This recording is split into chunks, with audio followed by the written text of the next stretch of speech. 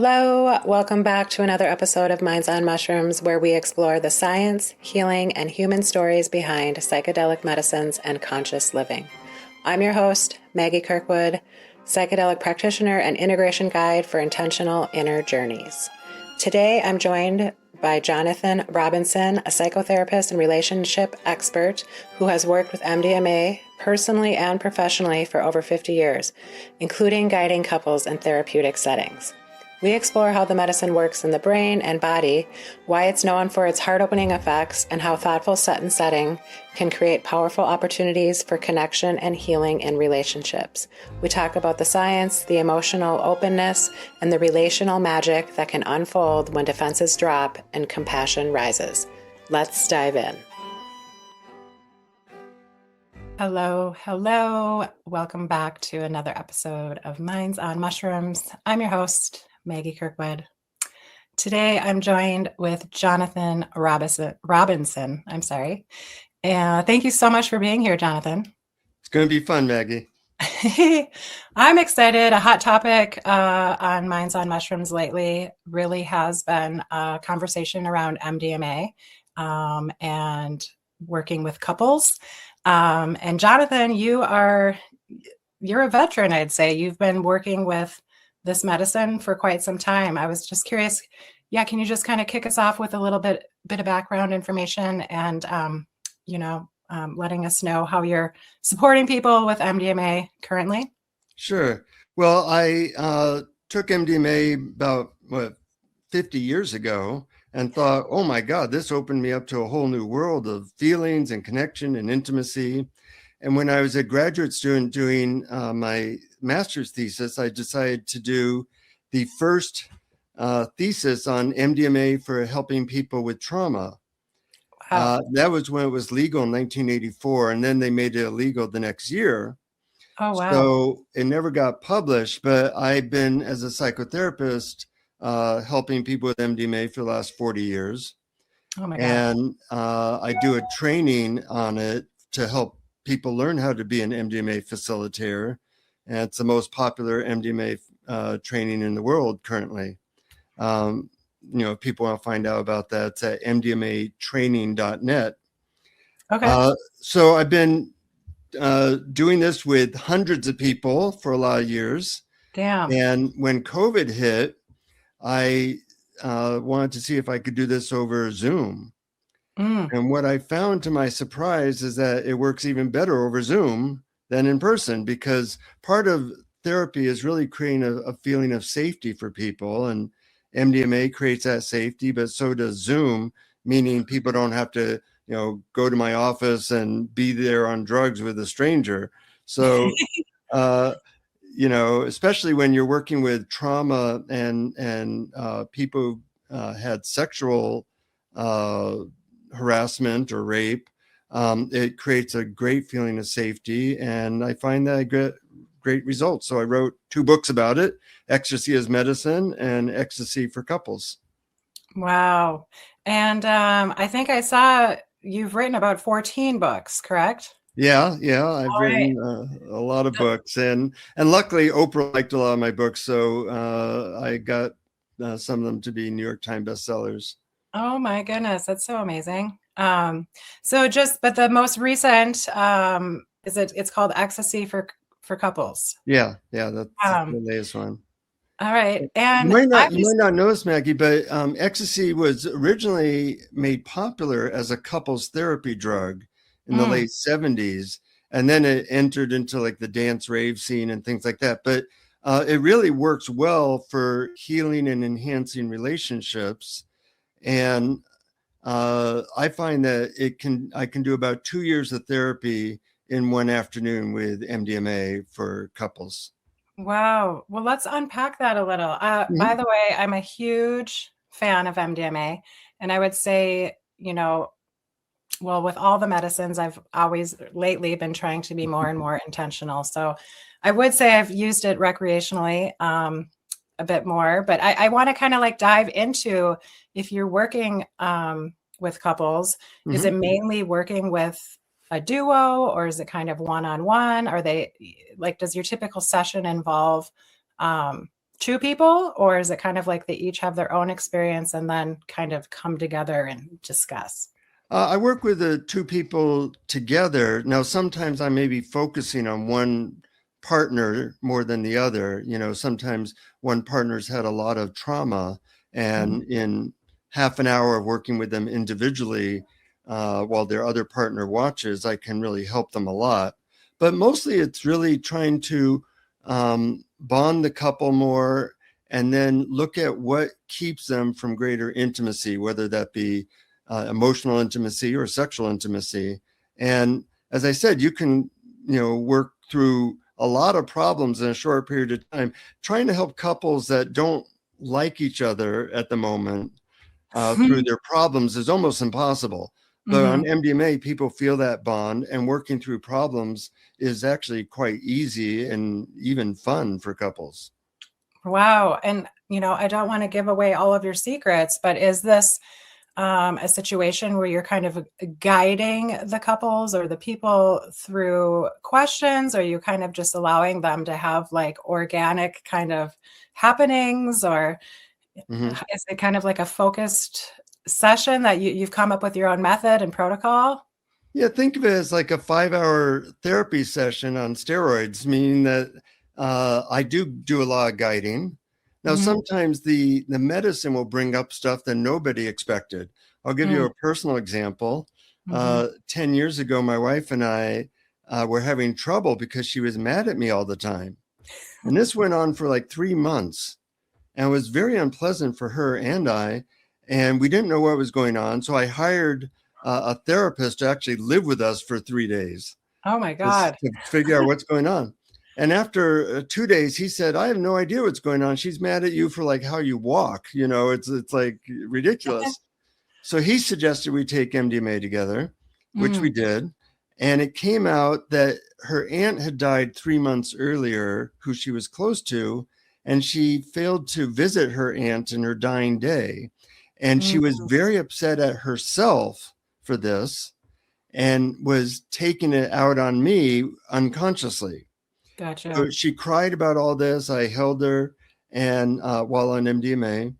And after the session, all her anger was gone, and we were great. So none of us knew that this was going on, but somehow the medicine revealed it, and we were healed. So sometimes the medicine just shows up something, and sometimes I ask a lot of questions about how they deal with money or kids or sex, and we work through their issues at a ridiculously accelerated rate, because when people aren't defensive and there's no fear, it's really easy, and they're bonded, it's really easy to work through issues.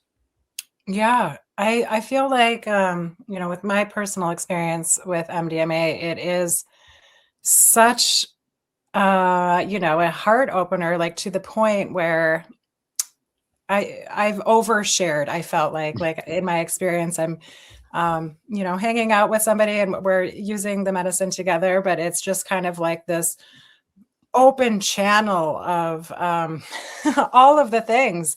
Of Uh, intimacy, yeah. yeah. So do Yeah, you find that's really kind of, is it something that it just kind of clears this path for people to come up with stuff they've either like suppressed or like, is it, I don't know, is there any sort of neuroscience behind it?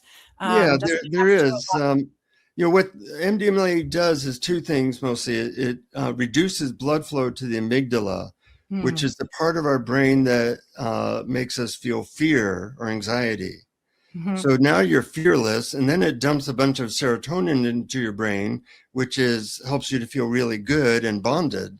So the Okay. combination of no fear and bonding it creates almost like a truth serum or intimacy. If you look at the word intimacy, the instructions are in the word into me see. Ah, And so when people share so vulnerably, there's this great sense of bonding. Trying to solve problems when you're not bonded is really hard, but mm, solving problems when you feel connected is actually quite easy if you're guided properly. yes. That's so incredible. I was also curious. I've been working with people for about 3 years now, mainly with psilocybin.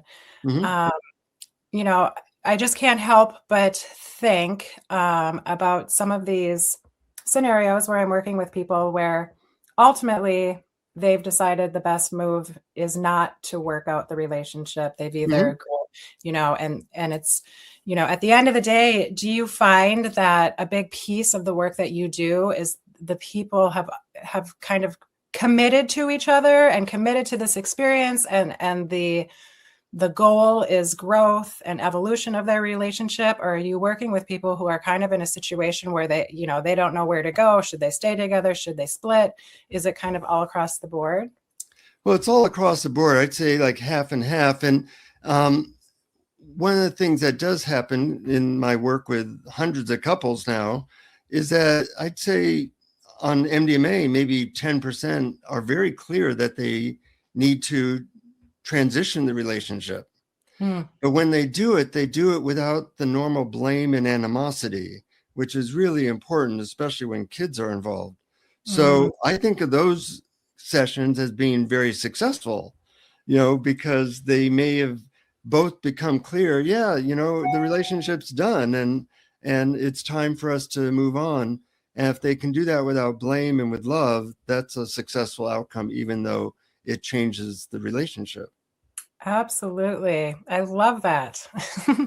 um, are you open to talking about, when you're working with people, what sort of dose they're working with?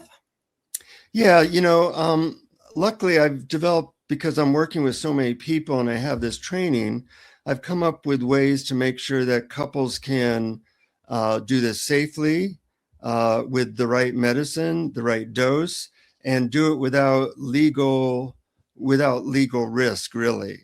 Mm. So when I work with people, I avoid legal risk by doing it over Zoom, and it's Mhm. much more convenient, a lot more cost effective for everybody. But I also tell people that they can get the medicine through a person I know on the app Signal, which is Mhm. encrypted, so they don't have any legal risk. Pure medicine, which is Mm. a problem when people get off the street. That's the biggest danger of the MDMA. Half of the MDMA on the street is actually not MDMA, Right. or it's mixed with stuff. So that can be dangerous. So Absolutely. my contact mails them the MDMA plus some supplements that are good to take to avoid any negative side effects like feeling tired the next day. And Mm. that's worked out really well for decades. And no one has faced any legal repercussions from any of that. I love the model. I'm such a huge fan of virtual plant medicine work. I mean, not only because number one priority is people being safe, Hmm. and in their safe surroundings. Right. But yeah, I mean, it seems like you really have a wonderful, safe connection with the medicine for decades. I mean, Mhm. and the fact that you've been working for so many years yourself and with others, is so fabulous. Yeah, Um, I'll share with you a funny story. Since I have been working with this for many decades, my parents always wondered, why are you working with this, illegal drug? Hopefully it will be legal soon. But I said, well, it's hard to describe what it does, but if you ever want to take it, I'll supply it for you. Well, mm, my parents were pretty conservative, but I was surprised that they said, okay, we'll give it a shot. And wow. so I gave them the medicine and told them how to take it in a safe setting. And a year later, I asked them if they'd taken the medicine, and they said, yeah, we did. And I said, well, what happened? And they said, it didn't work. And then they said, well, we waited like 20 minutes and we didn't feel anything. Well, it takes about 45 minutes for MDMA to take effect. So I said, well, what happened after you felt like it didn't work? And they said, well, we had nothing planned that night. So ends up, we just sat on the couch, and then their eyes lit up and they said, And, it ended up being the most wonderful evening of our entire marriage. We talked about how much we loved each other and how grateful we were. And then we'd had some arguments the prior week and we worked all that out. It was really a wonderful evening. And then we just ended up cuddling on the couch. Oh my God. And I'm laughing the whole time because, of course, that's the effect of the medicine. But one of the things I like about MDMA is it's not like the other drugs where, you hallucinate or you feel really weird. It just feels like your best, most authentic, least defensive you've ever felt in your whole life, and, opens up the feeling of love. So it's really an incredible therapeutic tool that way. And my dad on his deathbed said he was so grateful for that experience because it really changed their marriage over many years. Wow, that's so powerful, but it's kind of like they didn't have any clue until they put two and two together. But I bet it made them so much more appreciative of your work too, and understanding what you're doing, right? They did. They were very supportive from then on. Yes. Oh my gosh, that's so funny. We had the most amazing night of our marriage, actually. Do you do any, so do you still sit with MDMA yourself, or are you kind of a more circumstantial user? Well, I like, in my book, Ecstasy for Couples, I talk about one, how to get a facilitator, but also how to use it on your own. And my wife and I like to do it about once a year. It kind of clears out the cobwebs, anything that we've had a hard time discussing. And then, it helps us to remember all the specific exercises I talk about in the book that help people to communicate more openly. Love it. And just for the listeners, I kind of want to just show what kind of the MDMA timeline looks like. We touched on it, but yeah, from the moment of ingestion, it's about a 45-minute kind of come up. And then it's a longer experience, usually 5-6 hours, correct? I mean, depending on dose. Yeah. Well, when I work with individuals or couples, I do what I call a discovery call. Okay. Because there are contraindications to doing MDMA. The major one is that you really don't want to be on antidepressants because they use the same neural pathway and they kind of cancel each other out. So, we talk about their issues and any contraindications. And then if it sounds good, then we schedule 5 hours together to be on Zoom. And during that time, we do a lot of therapeutic interventions. It's very different than the MAPS protocol, which is kind of, you just listen to music and do it on your own. I'm very much a therapist in the 5 hours. And we get a lot done. As I said, it's like doing 2 years of therapy in an afternoon. And then I'm very big on making sure people integrate the insights that they learned. So about a week later, we go over in another session what they learned and what they want to continue using to improve either their relationship or perhaps help them with trauma or anxiety or whatever their issues are. So integration is a big part of it. And, it works really well. It's kind of fun. I'm a very impatient therapist. So, I didn't like just doing, 30 years ago, I was on Oprah for a book I did called Communication Miracles for Couples. And she said it was the best couples book ever written, which made it a bestseller. So I was doing a lot of couples therapy, but I found it incredibly slow and boring. It's like a long, slow slog. So now I try to just, any couples where I work with, I try to do it with MDMA because it's a lot more fun for me and it's a lot quicker and I find I get better results. I love how you are a big proponent of integration. I think with any psychedelic or plant medicine, where you're having these profound conversations and realizations and illuminations, that's really where the journey begins in my mind. Yeah, I agree. And when couples see what really open, honest communication can do, then when I give them very simple tools to continue that, they have a sense of what the target is and how to get there, versus maybe never having an experience before of what really open, vulnerable, honest communication can do and what it's like. Yeah, I was curious, what are your thoughts? I have a few friends in this space who claim that MDMA, when they're sitting solo with it, it offers like this open channel where they're able to just glean all of this insight. And have you had any personal experience with that or with your clients? Oh, Again, yeah. I mean, it creates a tremendous amount of insight. But as you said, Maggie, the key is that turning that insight into consistent behaviors is mhm, what I think is a lot of times the missing link. So in my book and in my work and in my training, I really focus on how to make sure people take the key insights and turn them into behaviors that last over the course of a long time. And that gotcha. involves uh, partly motivational techniques and also really simple methods that people can consistently use. Okay. And I just have to ask, are you, there's a lot of talk and around MDMA and sex. Yeah.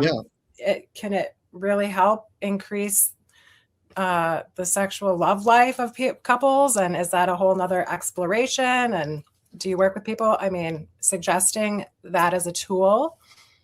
Yeah, I used to be more of a focus on as a sex therapist, and what Okay. I found is that one, people lie about their sex life, Mm, and two, when they're not on MDMA, it's really hard to get into the nitty-gritty details of what the obstacles are. mm. Whereas on MDMA, it's like talking about the weather; it's not a problem, and it's Yeah. very easy. It's not weird, and everybody can go really deep into the nitty gritty of that. So it's actually very hard to make love on MDMA because it's very hard to have an erection. But it's very hard. It's very easy to talk about the obstacles that are in the way, and as we do that, we can often eliminate those obstacles. I see. Sex is tricky, especially for couples who've been together a long time. They have baggage that has to be dealt with, Mm. and MDMA is really my preferred way of helping people with their love lives because it's so much easier, less painful, and more fun and quick than just regular sex therapy. Gotcha.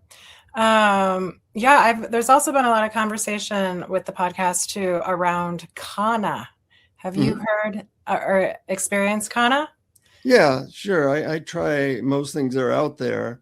And, the good thing about Kana is that it's legal or mostly legal, but it doesn't quite do the job of MDMA Mm, in terms of facilitating completely non-defensive communication and such. But if I have worked with clients that preferred to not ever take anything illegal, hmm. I so in see. that way it can be useful. And the same with ketamine as well at low Hmm. doses. Nice. Yeah, I was just thinking also about the idea. I've been involved in ceremonies where it's the medicine is psilocybin, Mhm. but for the option of taking a smaller dose of MDMA to kind of lead into the come up of the mushrooms, which can sometimes, be anxiety ridden and whatnot. And I found it to be a beautiful method just to kind of, you know, just a smaller dose, but just easing into this larger kind of a more wild experience. Have you worked in that manner or heard of such using? Yeah, there's candy flipping, hippie flipping, Mhm, combining MDMA with other drugs. And in fact, it has been shown that MDMA can decrease the anxiety of having a little bit of mushrooms and mhm. facilitate making sure that it's not a challenging trip. So in that way, it can be effective. And in my book, I go into that as well. So that's just starting to be studied now as a helpful combination for dealing with things like depression and anxiety. And can we talk about what exactly the difference is between MDMA and ecstasy? Yeah, well, there used to be people used to say that ecstasy was uh, not always as pure, but now they're synonymous. Ecstasy, Molly, MDMA, they all refer to the same chemical. Okay. Um, and but it depends whether you're talking to a scientist. They might use MDMA as the Mhm. term. On the street, people might use ecstasy or Molly, but they're all really referring to the same thing. Sometimes people would use Molly to refer to it as being really the pure stuff, but uh, those words can refer to it being pure or impure. The way to know if it's pure is get it from somebody who can assure that it's pure, or to test it. And in my book, I talk about simple ways that people can test their drugs to make sure they're pure. Yeah, so important to do that. I'm also curious, just with all of your experience, I've noticed with MDMA, there can be a slight color shift from purples to pink. When we're talking pure, is that it's straight up no, like clear or white? You know what I'm saying? Maybe I'm not partaking with I've just noticed there can be a shift in kind of the color of the medicine. Yeah, the color is not a reliable indicator of its purity, except when you use a testing kit, in which case the color that results can show you how pure it is. And Okay. people can learn about testing kits at dancesafe.org, Mm. or learn a lot about more in my book. So yeah, there can be different colors. The best way to know if you're getting the pure medicine is through the source, or other people who've tried that batch, or I recommend that people test their medicine if possible. And just curious, I was trying to touch on this. Is there a specific dose that you kind of suggest if somebody's new to this and they're Mhm. entering? Are you willing to share that Sure, with us? sure, Yeah. absolutely. The standard dose is about 120 milligrams. Okay. Um, and then with people I work with, they also get a booster, which is 60 milligrams, because some people might not feel that high and they need the booster, Hmm. maybe 2 hours into the session. And some people react a lot and they go, I don't need a booster, but it's Yeah. nice to have it there. I'd say half my clients take the booster. Occasionally, people are really sensitive to MDMA, Hmm. in which case they might start with a lower dose, because you can always take more, you can't take less. Hmm. But Yeah. unlike other drugs, the range of people of the amount that people should take is actually pretty small. Most people should take about 120 milligrams. Okay. And I'm just curious, when I think about all of these beautiful medicines, I had a wonderful experience with a partner with Wachuma San Mhm. Pedro, and I felt it exhibited similar MDMA um, feeling. It's just lighter, and it's I don't know, but I think it's a good one with the partner, so I'm just bringing it up. And I think it kind of does the same thing where it opens this source of safety to be more open and have kind of these harder conversations. Mhm. But yeah, I always think about that one when talking with people who are interested in, working together with their loved one. Have you Yeah, had? Wachuma, which is basically mescaline at the Mhm. right dose, which is a little bit tricky to get the right dose that you can have an interpersonal effect. Yes, Because if true. you get too much, you're more having your own personal experience. Yes. That's why I tend to prefer MDMA, just because the dosing is very precise and Mm, easy to dose. But yeah, Wachuma is a beautiful medicine, and I have worked with that before. wonderful. Yeah, that one's so fun to be outside and just Uh-huh. taking it in all the nature as well. Let's see here. I'm curious. So your latest book, Ecstasy for Couples, Mm-hmm. when did this is a new release for you Yeah, it or? just came out. It's out in audiobook and I think you can get it for Kindle for like $3, so it's quite available. And if people are really interested in this work, they can also learn to be an MDMA facilitator. And we talked That's right. about how if they use a coupon code Maggie 200, Okay. all capitals, they get $200 off the training, and they can find out about that mdmatraining.net. I've trained Cool. about 500 people to do this work. And my sense is that in the next year or so, according to Rick Doblin of MAPS, that might be made into a medically prescribed drug because Robert Kennedy Jr. is a big proponent of MDMA therapy. And Yes. it's in the works that hopefully the FDA will soon change its status, as they just are doing now with marijuana. Marijuana was in the same category as MDMA and heroin. Wow. But it's working through. It takes some time to change these things politically. Yeah, I feel like, wasn't it over a year ago where we were kind of all excited that MDMA could finally be federally legal, right? But Yeah, it right. didn't. Yeah. Yeah. Yeah, So it got voted down mostly as big pharma pretty much intervened. They stand to lose tens of billions of dollars if it gets approved, and they did their best to make sure it wasn't. But the science is so overwhelming. The science shows that MDMA is 35 times more useful than antidepressants in curing things like trauma. mm, Not slightly, but 35 times more. So yeah. the science will eventually win out, but it's a battle between money and science at this point. Yeah. And there's a lot of battles these days. Yes. Yeah.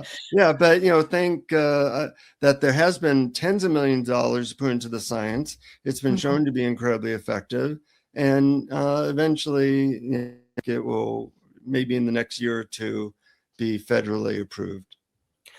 I'm curious when we talk about, I think the big push with MDMA being possibly federal legalized was the fact that it was helping so many vets, right?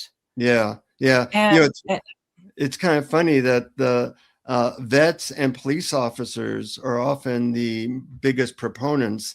I get to work with a lot of police officers. They come to me for trauma work. So people ask me, "Are you worried about working with people?" I say, "Well, probably not, because a third of my clients are police officers."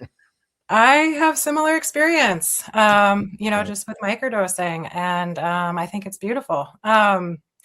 Yeah, I'm wondering if we're looking at using MDMA and working with couples Mhm. versus working with MDMA specifically trying to help with PTSD. Is it kind of the same notion that somebody with very severe PTSD would be able to talk about the trauma and just kind of work through it with the medicine? Can you talk about any differences there? Well, it's really the same process, that because there's no fear while on MDMA, you can talk about trauma easily, you can heal trauma very quickly. And the same thing with couples issues. There's a lot of fear with couples Mm, issues. Once that is out of the way and people feel connected, it's really easy to then work with the issues that are really underlying the problems that might be there. Um, okay. it's very much the same process. Now, in the MAPS protocol, they were hoping that maybe just giving people a pill and not doing therapy would help them with trauma. And in fact, the science showed that it did. But I don't think it's nearly as effective as actually doing therapeutic interventions while on MDMA. They were trying to get FDA approval because it's called the Food and Drug Administration. It's not called the Food, Drug, and Therapy Administration. So part No. of the problem of why they couldn't approve it is they said, we have no way of actually there's no protocol, there's no history for how to deal with a drug where you're doing some therapy. Right. Well, yeah, I just really hope that, one day, it can be legalized. And it is such a powerful, powerful medicine. It can be so fun.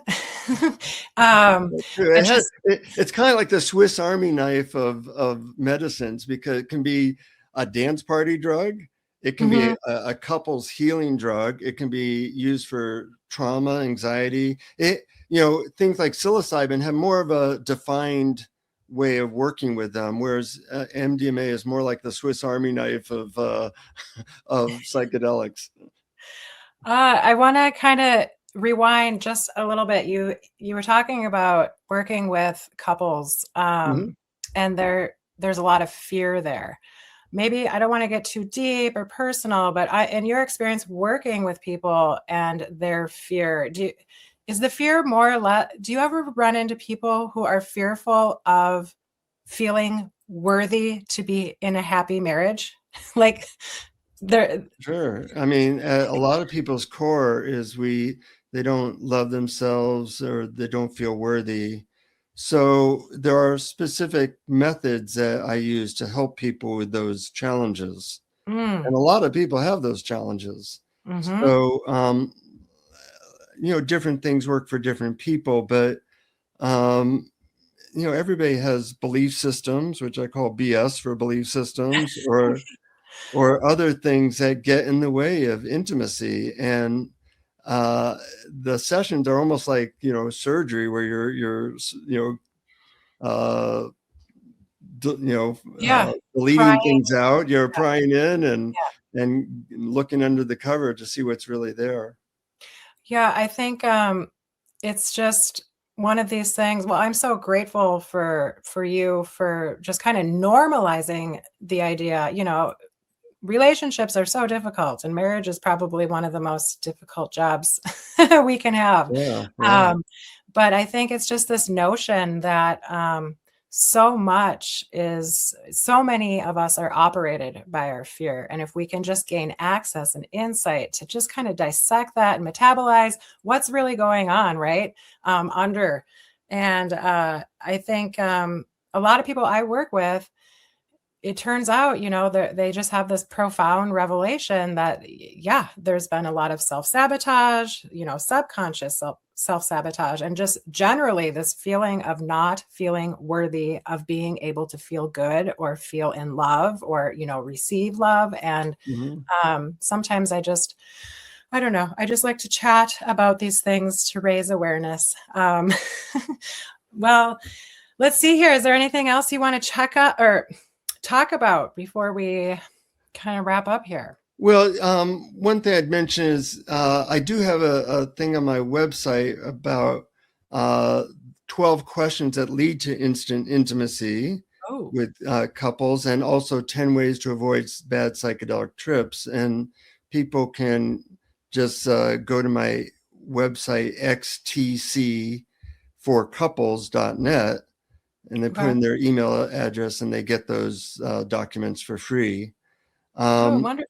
and then, as I mentioned, that if people are interested in being a facilitator, Hmm. they can look at mdmatraining.net, and your listeners get $200 off if they put in Maggie 200, all capitals. And that might be something that people are interested in. When it does become legalized as a medicine, there's going to be a lot of interest, Mm, because it's just a much more effective way of working people in therapy than doing 2 years week after week, where you're resistant and you're mm. arguing and all that.